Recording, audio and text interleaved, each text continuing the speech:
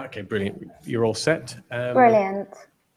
Okay, I've got some slides, but I'm just going to test with the old screen share how that looks and whether I can operate them okay. So let's see if this works. So can you see that? Yes. And if I do this, does it work? Yes. Great, okay. That's good. Right, I'm going to go over there then and take you through it. So,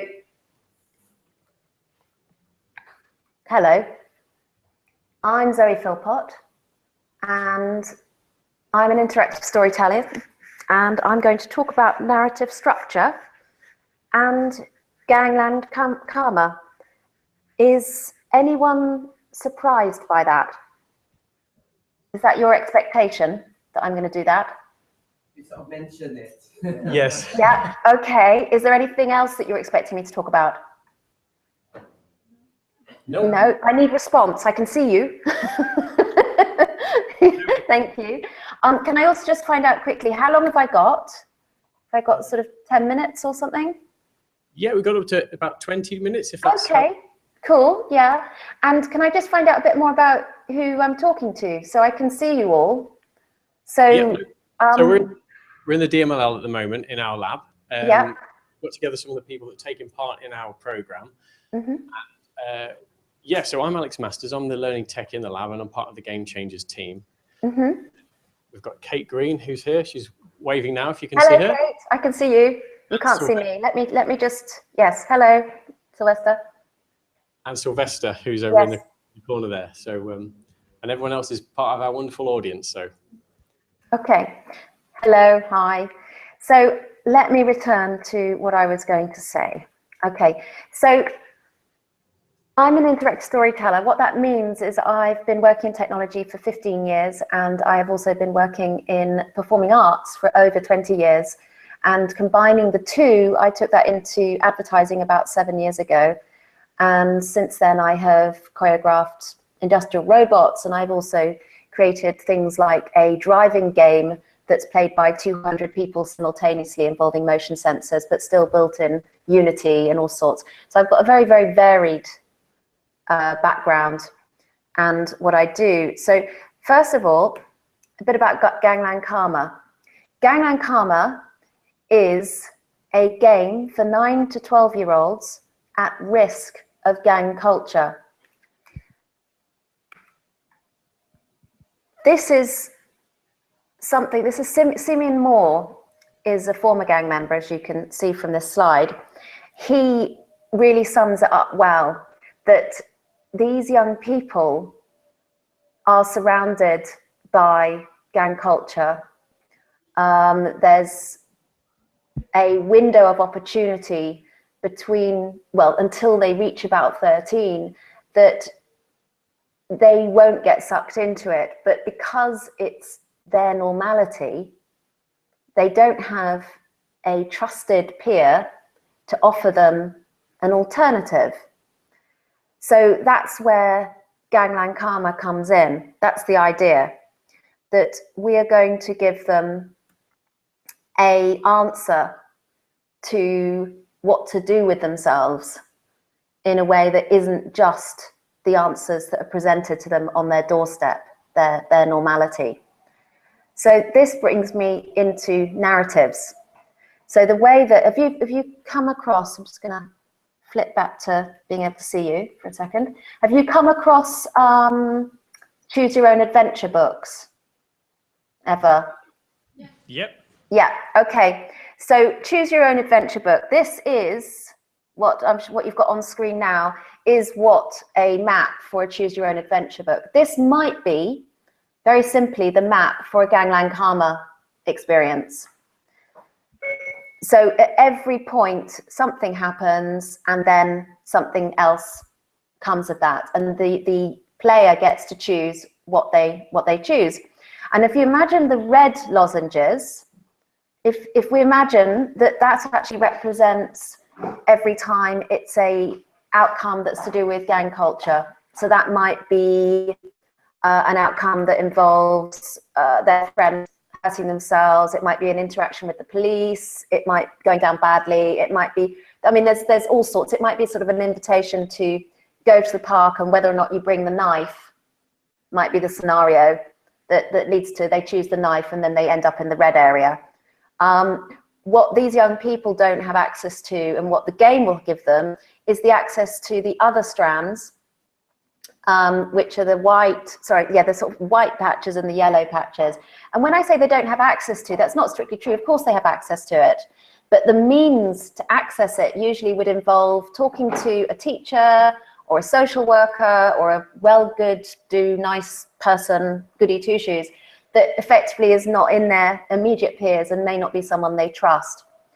So the game will be very much delivered to them in a single person narrative, their first person narrative, so it'll be their opportunity to take their decisions. And when they get to one of those forks, the way it will present itself is you could either go to the park with your friends, or you could go to the swim club, and that link will actually be a live link to a real world swim club.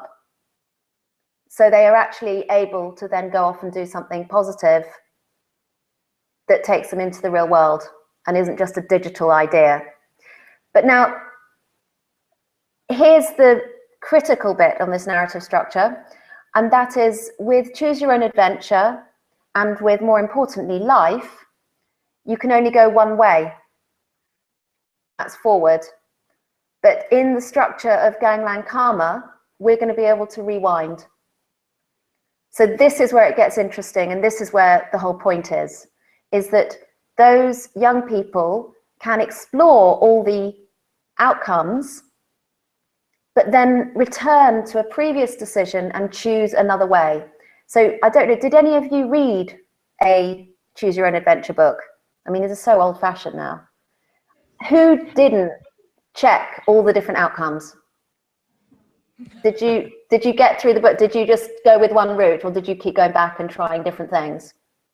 Midway through. Yeah. Exactly. Yeah. I mean, I used to search for if I'd missed one. You know, I'd look and look and look. So it's really sort of tapping into that sort of curiosity. So that's what Gangman Karma does. So Gangman Karma unlocks a whole new world, a real world that's hidden from a lot of these young people before they get completely embroiled in gang culture. So I'm just going to return to my slide deck so that I can actually orchestrate it. Okay, so that's effectively what I've explained. The important bit here is it's the use of narrative structure and the story rules to be able to mess with it. So let's just have a look at it when it isn't messed with. Okay, who's familiar with the 100-page story? No. Yeah, Alex, Sylvester, yeah. Okay, so, yeah, great. Hey, Jim. So in a nutshell, I also like to think of this as the piece of string. It's effectively, the 100-page story is a linear story. It's what most film scripts are based on. It's the idea that the first 10 pages is the setup, then something happens on page 10 that completely turns everything on its head, and then the next 80 pages are all about trying to return to that normality. And then at page 90, something else happens and a normality is achieved, but it's usually a new normality. So if you think about the stories such as Taken with Liam Neeson, you've got him on holiday with his family, then his daughter, I think it is, gets kidnapped, and then he becomes a hard ass, killing lots of people, and then he regains his family, but now he's a kick-ass geezer who's got a death threat. Sort of, do you know what I mean? So it's like, that's the 100-page story. So when I'm working on Gangman Karma, I'm definitely working in the parameters of knowing these things. And it's really, really useful to look to narrative structures and narrative conventions, and then you can break them. But the reason why they're very, very useful is that they act as a shared language with you and your gamer.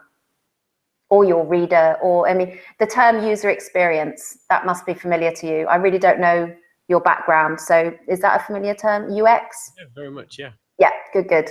Okay, so this is all familiar territory on terms of user experience. You want to trigger in people's minds things that they recognize.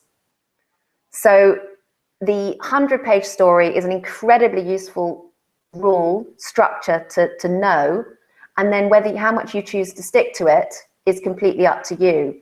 But it is something that it definitely works, and it's something that is familiar in the collective psyche for people who you're communicating with to be able to latch onto, so that then you can start messing with them. So, for instance, a really good example of that is, who's seen Pulp Fiction? Yes. Yeah. Okay, Pulp Fiction is a classic where you've got a linear narrative. All he's done is chop it up. So it makes it non-linear, but in fact, it is just a linear narrative because the chronology is so messed with. So I've said linear versus non-linear, but I love non-linear because life is non-linear. We have cause and effect over time. Yes, that kind of makes it linear. But in actual fact, you know, we're always at the point where we can choose a different route. So it's up to us. I'm just going to return to my slide deck because I'm looking at you. Okay. So this one I've put in because it's actually how people live their lives. Slightly cynical, but everyone in here, everyone in the room where you're sat is the protagonist of your own movie. Whatever you did before you walked into the room, you were still the star. And when you walked in, everyone in this room, including me, became a character in your scene in the movie that you are living. Your opinions of why you're here, your objectives, your agenda, that's all the protagonist as far as you're concerned. And that's a similar position that you're putting your gamer in. Even if they're doing a multiplayer, your gamer's in that position. So you need to compel them. So if you think about your agenda when you walked into this room, you would have had certain objectives that, whether you've stated them to yourself or not, that will keep you in this room. For instance, you might fancy someone and you want to stop them for coffee afterwards. That might be as much as your reason to get a great deal of learning out of what I'm talking about. Who knows? But that's all your own personal narrative. So when developing the narrative for your game person, the character, whether that's the Sonic character or whether that's a avatar that the person creates themselves, they need to actually have some form of empathy, identification with them, making it relevant. So it might be an emotional reason, it might be an agenda reason, it might be, there's all sorts of reasons. And that's where going back to conventions is useful. Because have you heard about that there only being 7 plot lines? Is that familiar? Yeah.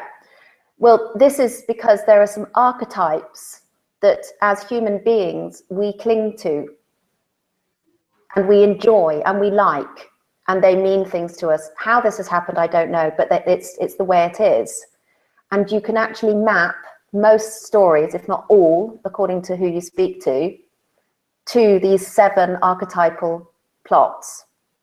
And likewise, you have the hero, you have the villain, you have these archetypal characters. And it's there to be used. And once you use them, you will find you're giving reasons for the person who's engaging with it, the user experience. They come equipped with that language. So they will immediately be involved if you've set up the right set of parameters for them to engage with. So for instance, to go back to the example, if you had turned up to this room because there's someone you fancy and you wanted to ask them out for coffee afterwards, and you find they're not here, you might be thinking, well, that's blown it for me. I don't enjoy being here after all. I'm going to make an excuse and leave. And that's the same situation for your game. You need to, or a story. You need to set up the qualities, the conventions, the setup in order to think, I'm now emotionally involved with sticking this out. and then keep that going. So to go back to the 100-page story structure, that setup needs to be really strong at the beginning so that when something happens, the user experience is such that they're motivated to stay with the story. They've invested emotionally in that setup, that they want to continue going to find out the outcome. And in a linear narrative, that's quite easy to do, but in an interactive, non-linear environment, such as a game environment, you have you're slightly more task, because they can lose interest at any point. So I'm just going to return to my slide deck and go through. So I have talked a lot about conventions, and I have mentioned this user experience thing, but I don't really have time to really go into a load of detail on that. Do you have any questions though? Because I feel like that's a large area that you might want me to talk more about, but I feel like I've used my time and I'd more like to have a conversation. I guess a question I'd like for the Gangman Karma game. Mm-hmm. I get the idea that once they're in the game, by the time they've reached the end, they will have a real world scenario they can take part in. For me, it's how do you get them to start playing the game in the first place? Mm-hmm. That's the really interesting part. So, I mean, in your experience, how have you tackled that? Well, to give you a bit of context, that's the bit I'm tackling at the minute. The idea with the Gangman Karma is that it will be a social media-based experience and very light. Sorry, I'm going to go back, switch into a different way of thinking. Because of who we're trying to reach, we needed it to be able to work on a low-end smartphone at the most, because these young people, the demographic, usually allegedly, the last research I did, they will have access to, say, a £20 handset that they'll have managed to get hold of through whatever means. And so we wanted to create the gameplay more as a sort of social media messaging. So they will get push notifications on challenges. And this is something that either they can play like you would do if you say, to use Facebook as an example, if you were to log on to Facebook or Instant Messenger, you might engage with it for a long time, or you might leave it and then it would ping you and say, you've been invited to this party. Do you want to come? And then you re-engage with it. And the way in which that whole thing actually happens is exactly the point where we're developing now. That's what I'm trying to work out, because it is a conundrum. And the idea is that they don't end up at a real world scenario. Those real world scenarios are presented throughout. The narrative itself is more like living through a EastEnders soap opera. That's the narrative. The conventions we're using are what I talked about, but the actual narrative is it's compelling characters. There's it's anonymous. They don't play as themselves. They get to choose a character that they wish to be. They can construct their own character. So they're creating a sort of social media profile avatar without having to do much. It's not big on their profile. It's just big. They kind of become, say, they could become I can't think of a modern day reference. I can only think of Dirty Den for some reason. But they can become whoever they want, and then they live out that life, making choices which are cloaked with the persona, so they're free to make those choices without feeling threatened. It's also cloaked because they're anonymous, so even though it's a shared gaming experience, I haven't said that, have I? It's a shared gaming experience, so it might be a whole class or lots of people will be on it, but they don't know who each other is. And then they're able to call upon other players to help them out in situations and help them make decisions. But they won't actually know in the real world who those people are, unless they happen to be friends, in which case they might say, look, I found out that we can go to swim club on Friday. shall we do it? And it's then back into the real world. But the real world stuff is really like prizes more than the narrative. Thank you. They're like rewards. Oh, yeah. 1 second, just passing the mic over. Hi Zoe, my name's Richard. I'm a lecturer in games technology here at Coventry. And Hello. quite interestingly, we've got our first year students making virtual reality interactive stories at the moment as part of their first year project. So they're doing this as group work, and we gave them a very loose design brief, and they tended to all choose horror of some sort, reasonably unsurprisingly. But I was wondering, in your opinion, is there any real difference between trying to get the user to engage with the story in an interactive story over traditional game design techniques? Because you've got less tools at your disposal, as far as I can see it, as a games designer. That's a really interesting question. I think I'm just going to change my, no, don't worry, I was going to just sort of stop screen sharing because it'd be nice to be able to see you. How do I stop screen sharing? There we go. There we go. Yeah, okay. That's a really interesting question, and I don't have a definitive answer. I think it is tricky. I know that I've been doing this interactive storytelling, and I've only just started calling it that, quite frankly, and it still flummoxes people when I do call it that, for the last sort of 18 years. But I find it's about knowing what you're trying to achieve. It's always starting at that point where, what do I want my user to experience? What do I want them to experience both globally and also from moment to moment? And then drawing upon conventions to deliver that. So I read tremendous amounts of different stories. That's kind of the way, and of just really engaging all the different techniques that there are, and then experimenting with people and seeing actually what actually works for a different thing. So I don't know if that answers your question, but you're right. You have to be slightly more streamlined when you're being interactive. You have to be really, really obvious, more so than if you're in a more subtle environment such as a novel. Yeah, that's kind of the thought process I'd gone through. And one of the things, as opposed to traditional games design, which I'm more used to, is the actual strength of the story needs to stand up on its own much more, because you can't cover over with action sequences or aliens to shoot in the face, which is often what game designers do.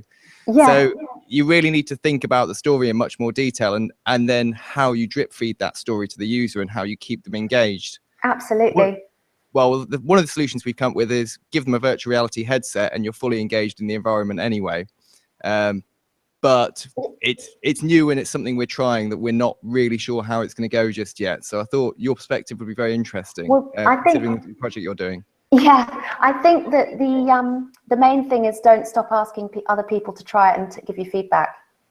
That's the thing that I've always done. Is the project that I did to use an example that I already mentioned before, with the 200 people operating a car driving game, I did actually luckily I was working in a company that was big enough. I actually said, please, can you come to the atrium at 12 o'clock on Wednesday and we will try this.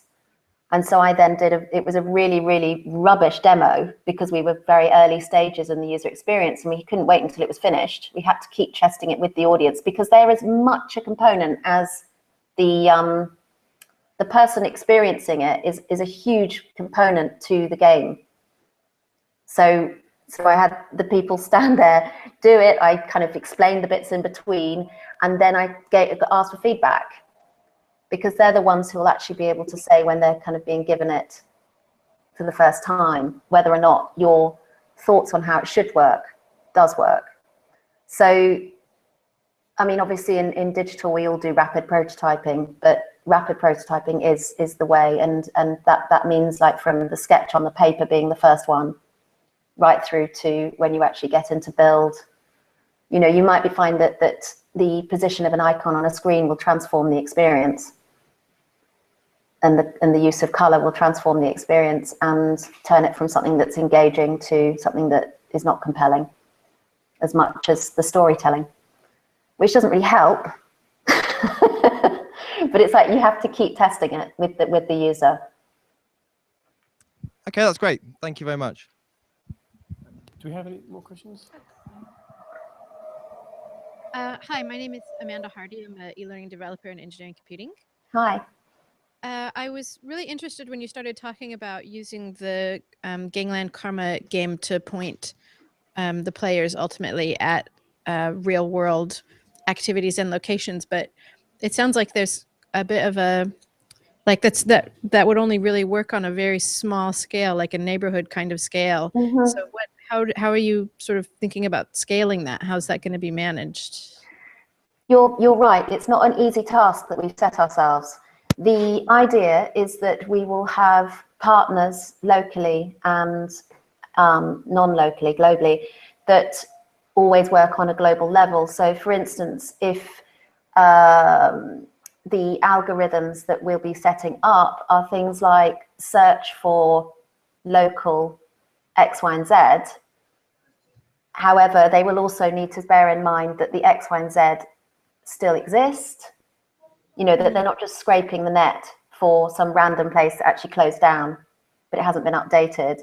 So it's like this sort of opt-in situation for local businesses and resources, so they can use it like a notice board. Right. With also so that we can monitor it in the sense of make sure these things are still active. There's also the use of GPS. So if you're engaged with the game and you've given it the ability to send you notifications and use your location within the smartphone, then it then is able to provide you with links that are local using GPS. That's really interesting. Is there going to be a way for perhaps players to make suggestions or contribute stuff? That's the idea. The intention is that it is built in open source, and the intention is that part of it is encouraging the gamers to take ownership and create their own modules and create their own narratives. One of the social challenges is making sure this is not set up to become a tool for bullying, because it could backfire, which is why there's lots of testing to do.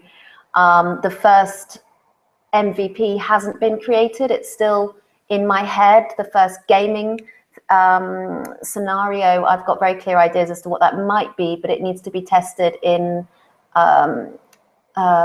what's the word? Non-digital.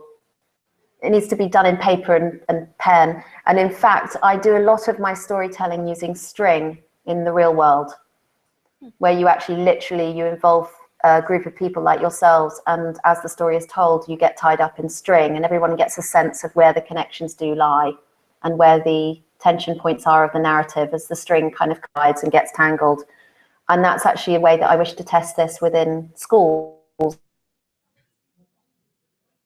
I think that's a really good point. Schools in London. I think we're losing you a bit there, Zoe, sorry. Yep. It was a good point you mentioned there, because even though these are digital games, that these prototypes are very much a physical representation of the game to try out first. I think people sometimes expect that they have to build a real working digital version before they move forwards. I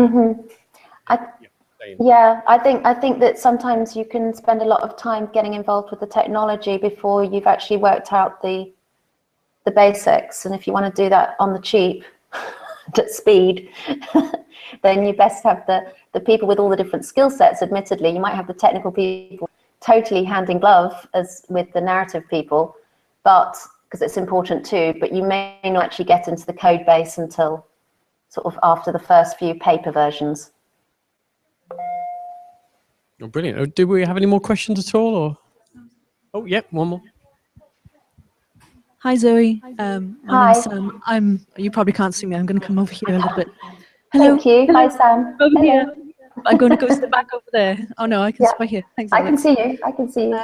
So I'm a serious games designer, and first of all, I love the idea of using non-linear dialogue for serious games, and it's something that I'm really interested in, kind of developing this idea of player choice and ownership in, in serious games. But I've just got a question because of the actual thing, the gang-related storyline we have, and the way that children, especially in your target demographic, have been conditioned almost with Grand Theft Auto and various other games to think that violence is cool. Gang-related games are cool, right? And so, I mean, what have you got anything within your storyline in your narrative that stops this kind of coming out, that you don't have at the end of it people, all your children, going off and thinking, oh yeah, I want to go down this line because this is great, violence is cool. Yeah, well, the idea as a user experience, I would expect people to probably start at that feeling, but as they play, they will discover that when they repeatedly find themselves in positions involving the gang culture, there's some effects which are really, really unpleasant. So while it might be good to play, it's not good to live it. And so you get the real world repercussions. So this is why, I mean, when I was doing my research, I was quite surprised to find out that if we went a quasi-realism way and go towards an EastEnders or a Hollyoaks or a, this sort of gritty realism that's just got heightened drama in it, that would be something that they would engage well with. I think that on top of what you've said, I think the other concern that I've got, which we've got to really pay attention to, is that they understand what's fantasy and what's real, so that we can help guide them by saying, here, you play out a scenario that's probably might have actually happened to you in the real life, and play it out in this safe environment, which is in your handheld smartphone. And then you see that the outcome is your best friends, you're 25, you're a kingpin in the drug sort of whatever, but your 3 best friends are all dead and your mum won't talk to you. And that's the end, and it's like, is that actually what you want? And then as you've been going, you've discovered that you could have done that. You could have found the new cure for cancer. You could have, I don't know what else, you could have done all sorts of other positive things. And so one of the key outcomes that we're actually seeking is to give them the ability to make informed decisions. That's actually the key learning outcome, is so that in the current environment, they may not have the opportunity to make informed decisions based on what's happening, because they're only given one side of the set of possibilities. That quote by the former gang member I showed you at the beginning, it's their reality, it's what it is. Whereas if you give them access to all the other potentials, then yes, they may in the gameplay enjoy being the bad guy. We're not trying to turn them into a goody two-shoes gamer. I mean, everyone, like you said, the enjoyment of Grand Theft Auto, we know as adults doesn't mean you go out and steal a car. Whereas yes. So the idea is in this game is that they're learning how to make informed decision making, so that they can actually affect their future by the decisions they make each day. And so they get to enjoy in safety of the smartphone these rather outrageous outcomes, but meaning they are freed up to actually make other decisions in the real world. So essentially it's a kind of role play situation. Yeah. Yes, thank you. I could have just said that, couldn't I? Anyway, yes. Thank you. Brilliant. Thank you very much. I think we'll have to end it there if that's okay. Yeah. I think we're a bit short on time, but thanks for everything. That's brilliant. If anyone has any more questions for Zoe, we do have all the details on the site, so you can check her out. She's in our team section under one of our contributors. And if that's all, we'll stop there. I'll share the deck just because it's got that bibliography, or I'll just email, which is a very short bibliography because it's just, and I just wanted to explain, sorry, I'd be 2 minutes, if that, but I've chosen only a handful of things because you have to just read and read and read and read and read if you don't already. That's how you learn story stuff. But there's things like the Bible stories, because they're just great for archetypes. And obviously other religions have their equivalents. So I come from a Christian background, even though I'm not a churchgoer. So I know those stories. But all the different religions have amazing moral stories with archetypes. There's also Slaughterhouse-Five, Kurt Vonnegut. He's great for this sort of linear, non-linear thing. There's also the Seven Plots, which is always a good read. It's pretty dense, but it's if you really want to do the academic way. And I put in a couple of others as well. So it's quite a bizarre little set of things, but hopefully that will help. Thanks. Well, we'll add those resources to our huge library of resources across the site anyway, so that's brilliant. Thank you very much. Thanks. Bye-bye. Okay, thank you. Take care. Thank you. Could I just